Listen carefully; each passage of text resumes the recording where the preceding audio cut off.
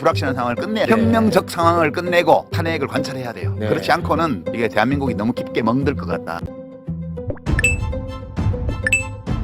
대통령실이 탄핵해달라고 공식 입장을 내자 국회의원들이 하나둘 항복을 하고 있습니다. 그리고 뒤에서는 우리나라를 위해서라도 빨리 끌어내려야 하는 이유를 보여드립니다. 먼저 김재섭은 결국 오늘 탄핵을 찬성하며 지지를 줬고, 김상욱은 이미 윤석열 탄핵 찬성표가 10명이 넘었다고 말했습니다. 물론 저는 이찍이나 이찍 의원들은 1도 믿지 않지만 정치적 상황이 현재 시간이 가면 갈수록 저쪽에 심각하게 돌아가는 것은 맞습니다. 예상대로 표결 전 두창이가 긴급 체포된다면 국짐이 이걸 실드칠 수 있겠습니까? 또한 국짐 말대로 실제 하야를 선언한다 해도 문제입니다. 하야를 앞둔 대통령이 2, 3개월간 무엇을 할 수 있습니까? 하야는 즉시 하야이지 하야를 2, 3개월 뜸을 들여 미리 예고하고 물러나는 경우는 없습니다. 왕이 세자에게 왕권을 이양할 때는 빠르면 몇 년 전에 예고하는 경우도 가끔 있으나 국민들이 선출하는 대통령이 이렇게 물러나는 경우는 없습니다. 우리 국민들이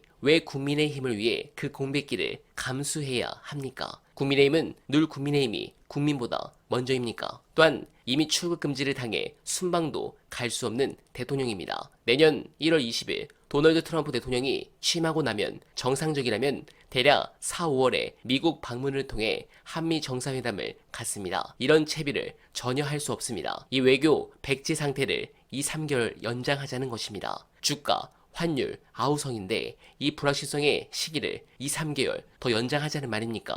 말도 안 됩니다. 관련해서 전날 SNS에서 화제가 된 분석 보시고 이어가 보겠습니다. 그러니까 박근혜의 탄핵 상황하고 지금의 탄핵 상황이 같은 것과 다른 게 있는데 네. 가장 큰 착각은 현상의 발생 자체가 다르다는 거 어저께 설명을 드렸어요. 네. 박근혜 탄핵 같은 경우는 국정농단이라는 상황은 이게 사법적인 심판의 대상이냐 아니냐가 초반에 굉장히 논쟁적이었습니다. 그래서 그건 정치적 탄핵의 성격을 초반에 띠고 있었어요. 처음에 12월 9일에 탄핵이 이루어질 때까지만 하더라도 정치적 논쟁 쪽에 가까운 거였습니다. 타인한테 권력을 맡겼다. 이런 대통령한테 국정 운영을 맡길 수 있느냐 없느냐 이런 논쟁이었거든요. 그게 나중에 이제 뇌물죄라든지 이런 사안들로 특검이 진행이 되면서 더 이제 형사법적인 사건으로 넘어간 거고 실제로 국회 탄핵 결정할 때까지는 정치 상황이었다는 거예요. 근데 이번 사건은 네. 내란이다, 내란. 그냥 이거는 형사법인지 나발인지를 따질 이유가 없는 전 국민이 생중계를 지켜본 내란 사건이기 때문에 그런 규정이 의미가 없어. 그러면 얘네들은 뭘 배워야 되냐면 그때 우리가 그렇게 훨씬 막기가 지금에 비하면 훨씬 쉬운 탄핵 상황에서도 그걸 했다가 실패했다. 지금 그게 먹힐까? 아, 안 먹히겠구나. 이렇게 가야 돼. 이게 정상이야.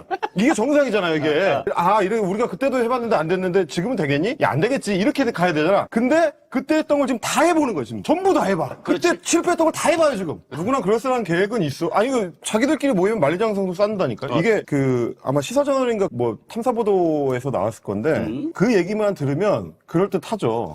그 법리적으로 맞을 것 같다는 착각도 생겨요. 네. 일단 근데 법리적으로는 안 되고요. 그러니까 상황을 한번 생각해 보시면 대통령이 구속이 됩니다. 내란죄로 구속이 돼요. 내란죄로 구속이 된 상태에서 탄핵안이 발의가 되는데 그거를 부결을 시켜요? 그걸 어떻게 부결을 시켜요?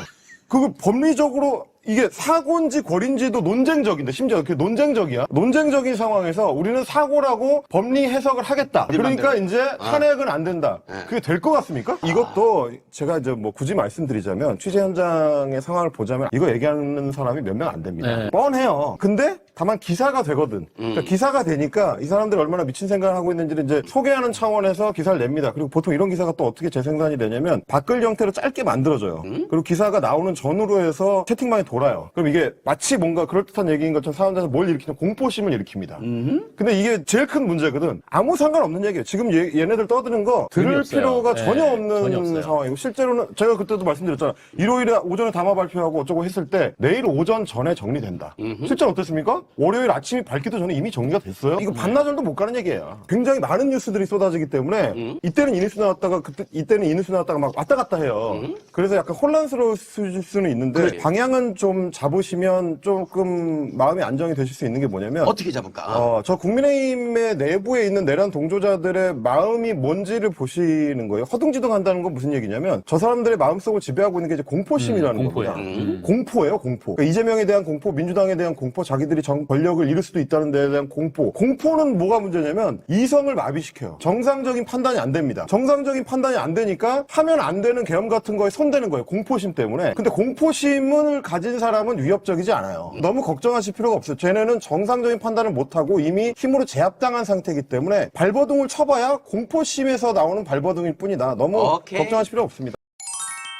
네, 공감합니다. 그리고 검찰을 얘기하지 않을 수 없습니다. 성공한 쿠데타는 처벌할 수 없다며 전두환을 비호했던 검찰입니다. 이번에 두창이를 제대로 수사할 수 있을까? 저는 1도 믿지 않습니다. 검찰의 내란죄 수사는 윤석열을 형사처벌하는데 걸림돌이 될 수도 있습니다. 검찰은 현행법상 내란죄 수사 권한이 없습니다. 검찰은 수사 권한이 있는 범죄인 직권남용을 우선 수사하면서 이와 직접 관련성이 있는 내란죄로 수사 범위를 넓힐 수 있다고 주장합니다. 하지만 천대엽 법원행정처장은 9일 국회에서 검찰이 수사권을 가지고 있는지에 대해 내부적으로 많은 논란이 있다면서 수사는 그치는 게 아니라 종국적으로는 공소 제기 절차의 적법성이나 증거 능력 문제로까지 이어지기 때문에 사법부로서 아주 중요한 문제로 생각한다고 밝혔습니다. 정말 중요한 지적입니다. 검찰이 수사에 기소할 경우 자칫 윤석열 기소가 수사 권한 문제로 인해 무효가 될 수도 있고 검찰이 수사 과정에서 확보한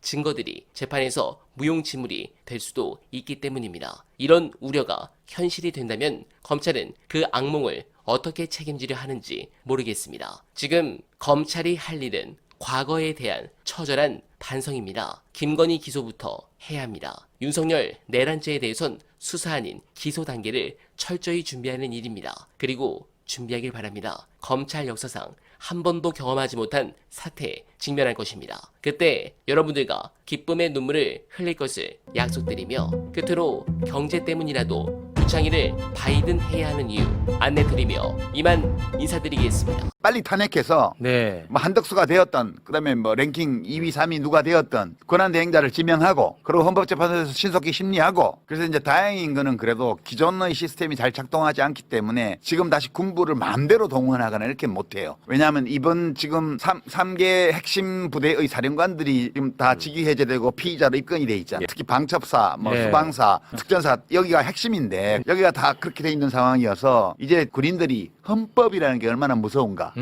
이거에 대해서 고위군 장교들이 생각하고 있을 거예요. 지금 민주당이 또 한 번의 군사행동이 있을 수 있기 때문에 이제 아주 그냥 국회 본회의장을 중심으로 해가지고 사태가 해결될 때까지 지금 간다는 거 아니에요. 비상체제로 우리 국민들도 경각심을 가지고 언제든지 모일 수 있게끔 필요할 때 그렇게 이제 마음의 준비를 해야 되고요. 집회에도 더 적극적으로 참여하고요. 그렇게 해서 최단기란의 이 불확실한 상황을 끝내야 돼요. 혁명적 상황을 끝내고 탄핵을 관찰해야 돼요. 네. 그렇지 않고는 이게 대한민국이 너무 깊게 멍들 것 같다.